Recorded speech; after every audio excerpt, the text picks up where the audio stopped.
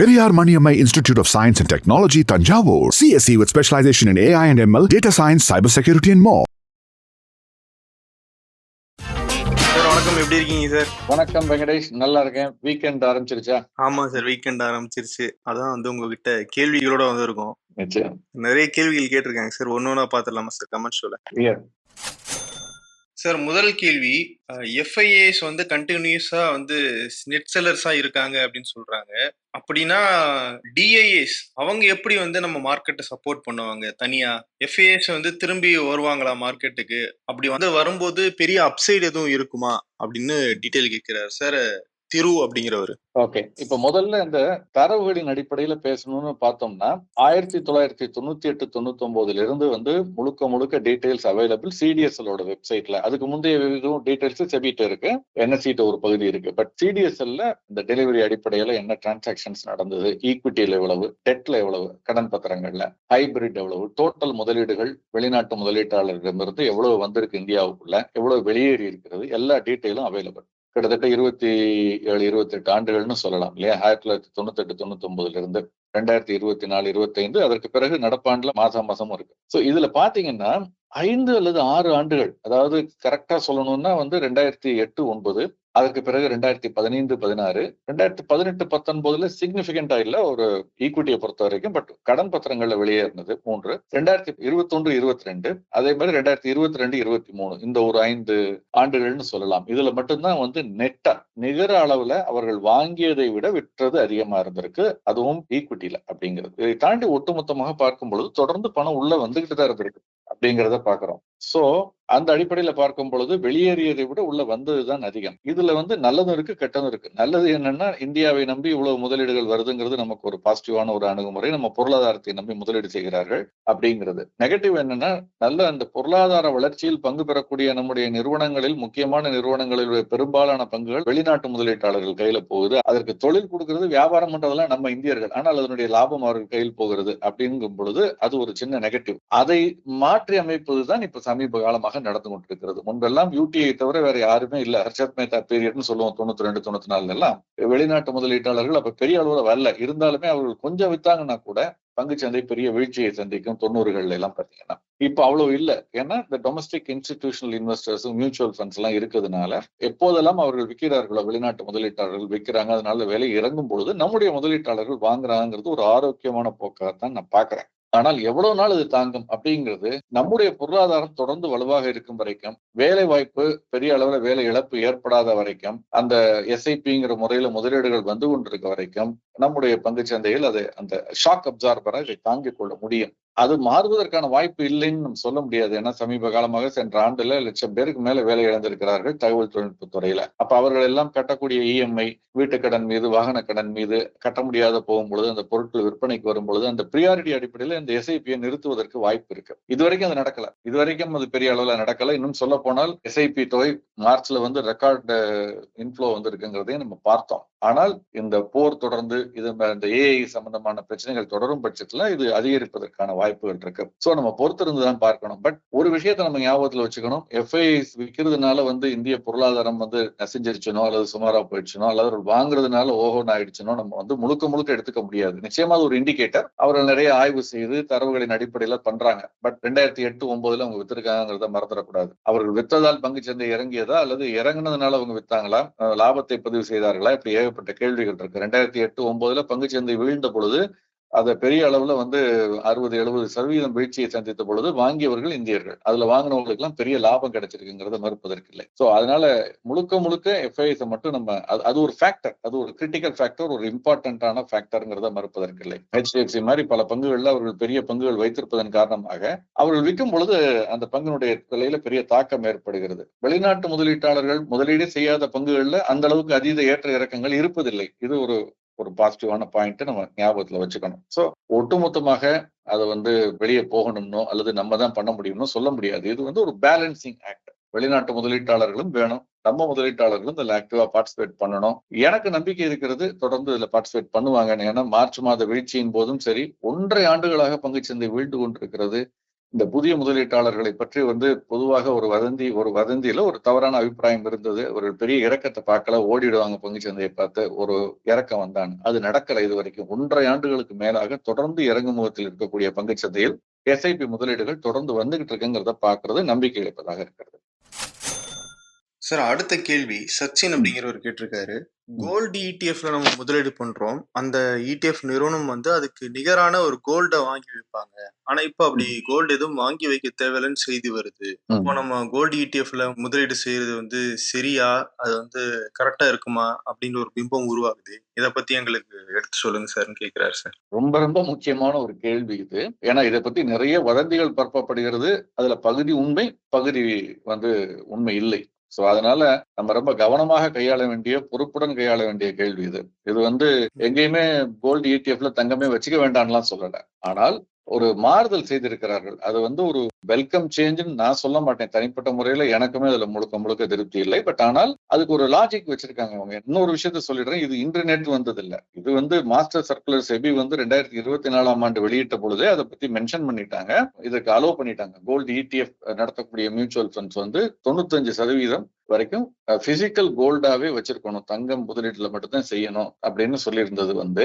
பாக்கி 5% ரொக்கமாகவோ அந்த லீவரேஜுக்கு அவங்க வச்சுக்கலாம், இந்த டிராக்கிங் எரர் வராம அல்லது ரொக்கம் விலை இறங்கும் பொழுது வாங்குவதற்குன்னு. இதை 2024 அவங்க அலோவ் பண்ணிட்டாங்க.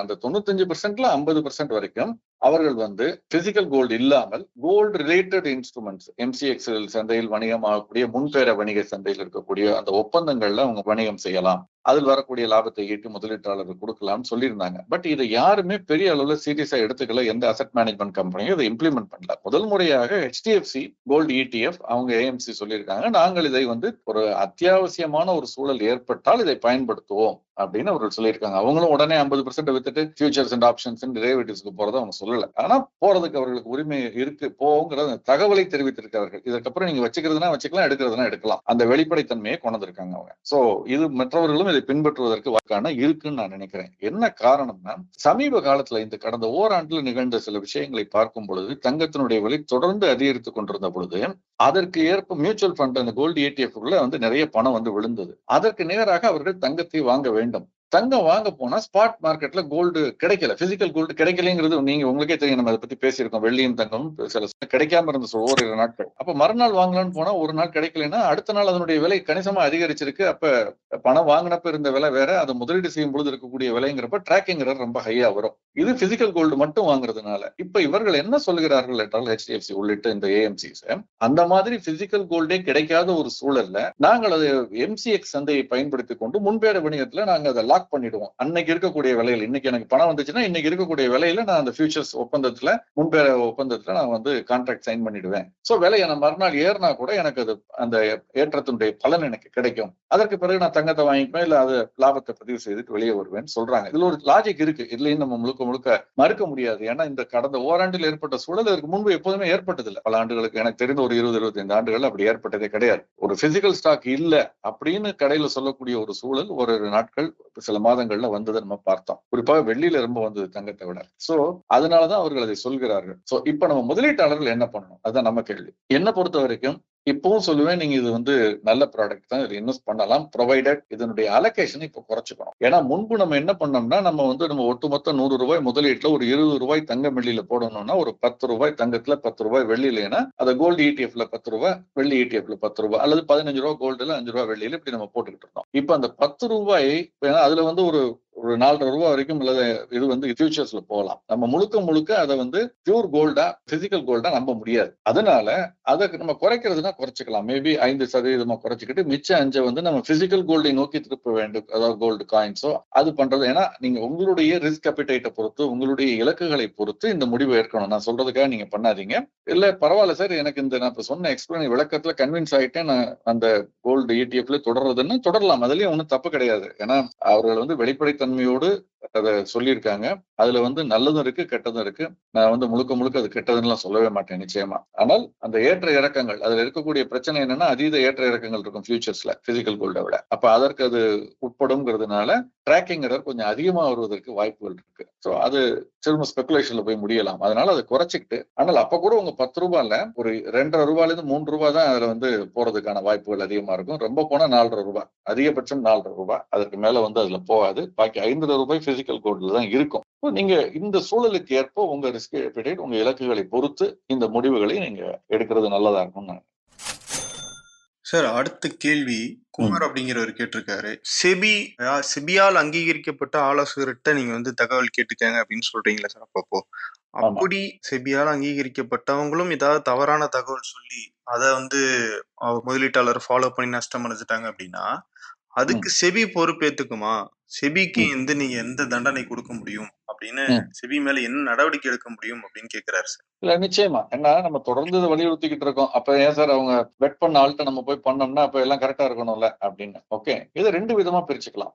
ஒண்ணு, அந்த செபியிடம் பதிவு பெற்ற முதலீட்டு ஆலோசகர்கள் செய்யக்கூடிய கொடுக்கக்கூடிய ஆலோசனை தவறா போறது, சரியா வர்றது. 2வது, அவங்க ஃப்ராடுலண்டா என்ன இன் கன்னிவென்ஸ் வித் வேறு யாரோட திருட்டுத்தனமாக ஒப்பந்தம் போட்டு தவறான ப்ராடக்ட்ஸை உங்களுக்கு திட்டமிட்டு உங்கள் தலையில கட்டுறது, அது தவறா போறது. சோ இது 2க்கும் வித்தியாசம் இருக்கு. ஜெனுவனா ஒரு அட்வைஸ் கொடுத்துட்டு, ஒரு டாக்டர் இருக்காரு, உடம்பு சரியில்லைன்னு போறோம், ஜெனுவனா அவர் நம்ம அவருடைய அனாலிட்டிக்கல் ஸ்கில்ஸை யூஸ் பண்ணி அலசி ஆராய்ந்து டெஸ்ட் எல்லாம் எடுத்து நமக்கு ஒரு மருந்து கொடுக்குறாரு. வெகு சில சமயங்கள்ல அது தவறா போறது உண்டு. அதை வந்து ஒண்ணும் பண்ண முடியாது. ஆனால் அதை திட்டமிட்டு அவர் வந்து ஒரு தவறான ப்ராடக்டை என் தலையில கட்டியிருக்காரு அப்படிங்கறத நிரூபிக்க முடியுமானால் நிச்சயம் நடவடிக்கை எடுக்க முடியும். சோ இது என்ன மாதிரி நடவடிக்கைங்கிறதுக்கு அப்புறம் வர்றேன். இதை வந்து தெளிவாக செபி இன்வெஸ்ட்மெண்ட் அட்வைசர்ஸ் ரெகுலேஷன் 2013 இருக்கு. Securities and exchange board of India investment advisor regulation 2013. இதுல தெளிவாக குறிப்பிட்டிருக்காங்க, இன்வெஸ்ட்மெண்ட் அட்வைசர் ஆகணும்னா அதற்கு என்ன தகுதிகள், அவர் கிராஜுவேட் அல்லது professional course, NISM certificate clear பண்ணிருக்கணும். இதற்கானது அந்த சர்டிபிகேட்டுக்கே வேலிடிட்டி 3 வருஷம் தான். அவருக்கு நெட்வொர்த்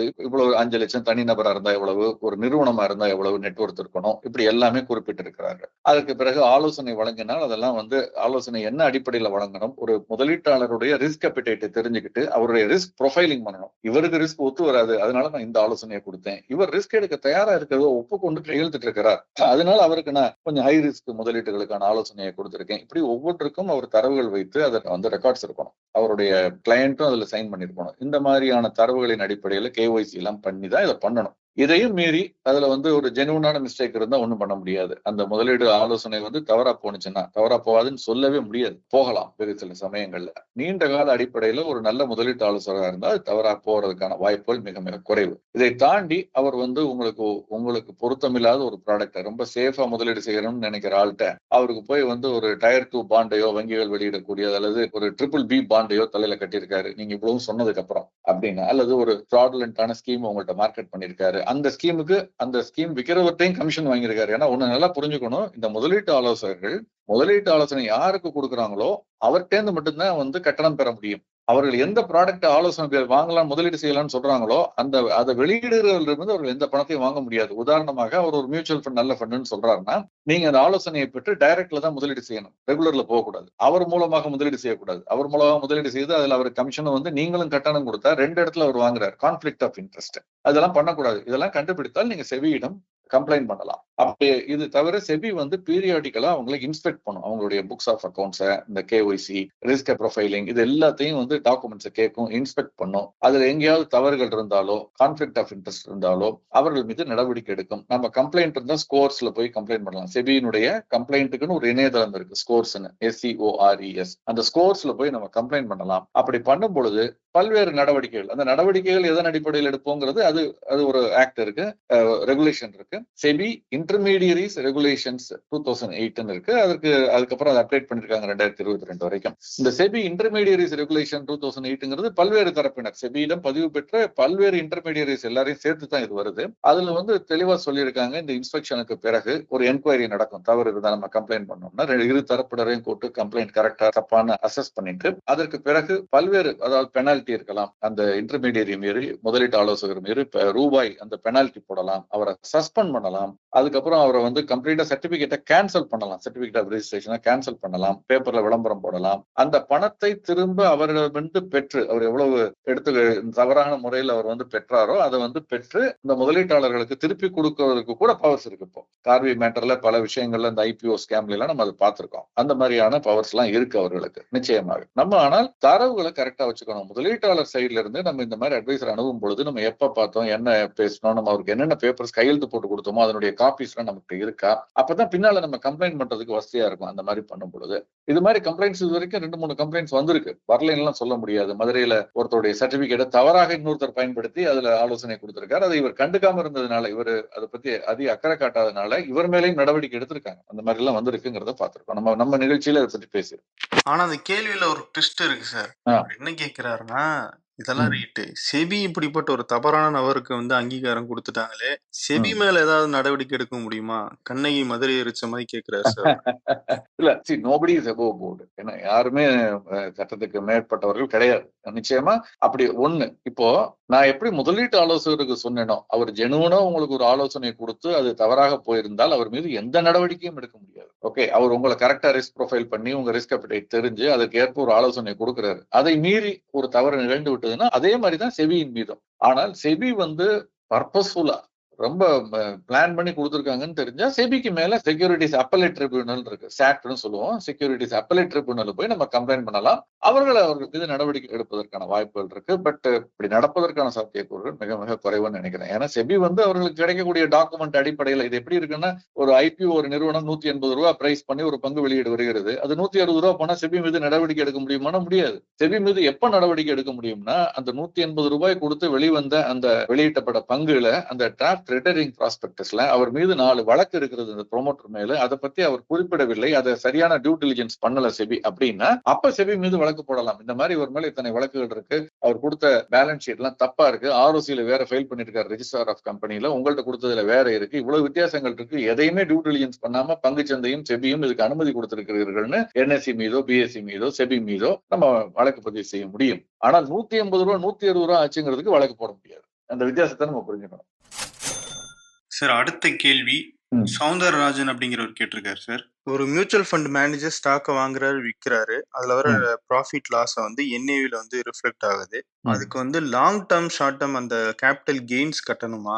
அப்படி கட்டுற மாதிரி இருந்துச்சுன்னா இன்வெஸ்டரும் வந்து கேபிட்டல் கெயின்ஸ் கட்டுவாரு, மேனேஜரும் கேபிட்டல் கெயின்ஸ் கட்டுவாருன்னா 2 தடவை கட்டுற மாதிரி ஆகுது அப்படின்னு ஒரு கேள்வி கேட்கிறாரு சார். கரெக்ட். ஒரு விஷயத்தை விட்டுட்டாரு. அந்த நிறுவனத்துடைய பங்கை வாங்கி வைக்கும் பொழுது அந்த நிறுவனம் ஈட்டிய லாபத்துக்கு அது ஆல்ரெடி டாக்ஸ் கட்டி இருக்கு, அது வாங்கிய பொருட்களுக்கு ஜிஎஸ்டி கட்டி இருக்கு. அதற்கு பிறகு அந்த நிறுவனம் டிவிடன் கொடுத்து நம்ம கையில அந்த மியூச்சுவல் ஃபண்டுக்கு வரும் பொழுது அதற்கும் வரி போகுது. இப்படி எல்லாம் நிறைய விஷயங்கள் நம்ம பேசலாம். அப்படி பார்த்தா 3 நாளுன்னு போயிட்டே இருக்குமா சார்? ஆமா. பட் ஆனால் ஒண்ணு, அவரு ரொம்ப இன்ட்ரெஸ்டிங்கான கேள்வி இது. டபுள் டாக்ஸேஷன் இருக்காங்கிறது அவருடைய கேள்வி. இல்லை, அதுதான் உண்மை. பிஎம்எஸ் வேற, மியூச்சுவல் ஃபண்ட் வேற. போர்ட்போலியோ மேனேஜ்மெண்ட் சர்வீஸ்ங்கிறது உங்களுக்கு ஆன் யுவர் பிஹாஃப், உங்க முதலீட்டாளருடைய சார்பில் முதலீட்டாளர் பேர்ல ட்ரேடிங் அக்கௌண்ட் ஓபன் பண்ணி, டிமெட் அக்கௌண்ட் ஓபன் பண்ணி, அவர் பேர்ல மியூச்சுவல் ஃபண்டை வாங்குறதோ, ஷேர்ஸை வாங்குறதோ, பங்குகளை விற்கிறதோ, கடன் பத்திரங்களை வாங்குறதோ விற்கிறதோ நடக்கும். எல்லாமே அவர் பேர்ல. பண்றது மட்டும் ஃபண்ட் மேனேஜர். ஓகே, பிஎம்எஸ்ல தான் அந்த மாதிரி முதலீட்டாளருடைய கணக்கு, டிமெட் கணக்குல தான் அந்த பங்குகள் வரவு வைக்கப்படும். விற்கும் பொழுது அதுல இருந்து எடுத்துக்குவாங்க. பணம் வந்து உங்களுக்காக ஒரு வங்கி கணக்கு துவங்கி அதுல அவங்க மெயின்டைன் பண்ணிட்டு வருவாங்க.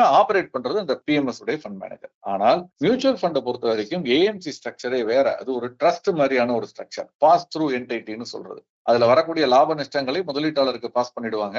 அதுல ஒரு வரி கட்ட வேண்டியது முதலீட்டாளருடைய கடமை. அதுல வரக்கூடிய லாப நஷ்டங்களுக்கு, அதாவது லாப நஷ்டம் சொல்லும் பொழுது இந்த நெட் அசெட் வேல்யூ, மியூச்சுவல் ஃபண்டை வாங்கி வித்த விலையில இருக்கக்கூடிய லாப நஷ்டத்திற்கு வரி கட்டுறதோ அல்லது வரி சலுகை பெறுறதோ அது வந்து இன்வெஸ்டருடைய கைக்கு தான் வருது. மியூச்சுவல் ஃபண்ட் வாங்கி விற்கக்கூடிய பங்குகளுக்கு எந்த விதமான லாபத்துக்கான எந்த விதமான வரியும் கட்ட வேண்டியது இல்லை. ஏன்னா அது வந்து ட்ரஸ்ட் அப்படிங்கிற அடிப்படையில் இருக்கு. ட்ரஸ்ட், அதனாலதான் அதை ட்ரஸ்டீஸ் சொல்லுவாங்க. ஏஎம்சிஸினுடைய போர்டை நீங்க அந்த இவங்களை பாத்தீங்கன்னா அதை நிர்வாகம் பண்றவங்க, ஃபண்டை நிர்வாகம் பண்றது ஃபண்ட் மேனேஜர், அந்த ஏஎம்சியை நிர்வாகம் பண்றது ட்ரஸ்டீஸ். அந்த போர்ட் ஆஃப் ட்ரஸ்டீஸ்னு சொல்லும் பொழுது அவர்கள் அது வந்து ஒரு ட்ரஸ்ட் மாதிரி தான், உங்களுக்காக அவர்கள் ஹோல்டு பண்ணி, ஆனால் ஒட்டுமொத்தமாக அதை வாங்கி வித்து பிரிச்சு கொடுக்குறாங்க. அவ்வளவுதான். உங்க கணக்குலயே அதை வாங்கி விற்கிறது இல்ல. அந்த ஃபண்டு பேர்ல வாங்கி ஃபண்டு பேர்ல வித்து லாப நஷ்டத்தை எடுத்து உங்களுக்கு பிரிச்சு கொடுக்குறாங்க. அதனால அவருடைய கேள்விக்கு பதில், அந்த ஏஎம்சி அல்லது மியூச்சுவல் ஃபண்டு ஒரு பைசா கூட வருமான வரி கட்டாது. ஏஎம்சி ஈட்டக்கூடிய லாபம் இருக்குல்ல, நம்மகிட்ட கமிஷன் சார்ஜ் பண்றாங்கல்ல அந்த மியூச்சுவல் ஃபண்டுக்கு, அந்த கமிஷன்ல வரக்கூடிய லாபத்திற்கு அவர்கள் ஃபண்ட் மேனேஜர் செலவெல்லாம் போக அதுக்கு வருமான வரி கட்டுவார்கள். அது அவர்கள் ஈட்டக்கூடிய லாபம். ஆனால் இந்த பங்குகளை வாங்கி விற்பதில் வரக்கூடிய லாப நஷ்டத்திற்கு அவர்கள் எந்த